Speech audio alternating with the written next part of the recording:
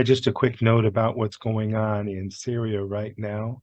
People are people are trying to save people that have been stuck under the rubble now for maybe since the 6th, and today's the 15th, so that's about 9 days. There may still be some people alive under the rubble.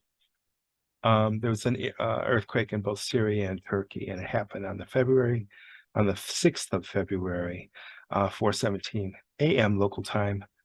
Some babies were saved after living under the rubble for several days. Many more are expected to be found, but we don't know if they'll survive or not. There are already over 30,000 people that have found dead at this point, and they expect the number to go much, much higher. A lot of these places just crumbled, but they had a bad earthquake that was in Sichuan several years ago, and I spoke with an expert on this topic and on buildings, and he owns a construction company. And he said, sometimes the earthquakes are so strong.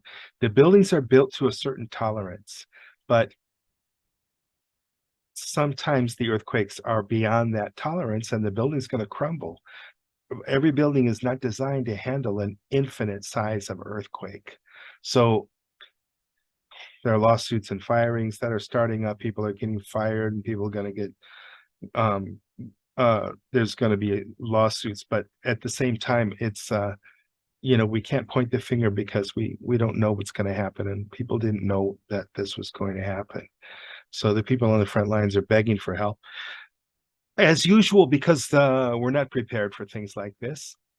But I think if we had stronger communities, more people involved, we'd be able to handle these things much, much more efficiently instead of waiting for slow, incompetent, petty, vengeful governments like the U.S. They had sanctions against Syria. Who knows why? It's not really helping not hurting the leadership, and it is in fact hurting the common people there. So it's really sad what's going on. But I understand the U.S. has lifted some sanctions a little bit.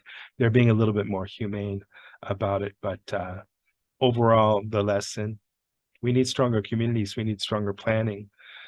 We don't want to do nothing and wait for governments to act. And for sure, we're not going to wait for God to act, because if you believe in God, it's your God that caused this earthquake. People are talking about, oh, it's so great, God saved the baby from no, God created the earthquake, if you believe in that. So it's a little bit hypocritical to say, oh, only the good things come from God, the bad things come from where? We don't know. You don't say. No, here's what happens. People roll up their sleeves, they work together, and they solve problems that we have. Don't wait on governments, don't wait on gods, don't wait on other specials, superheroes to come. It's on us. It's up to us. Okay, thanks for watching.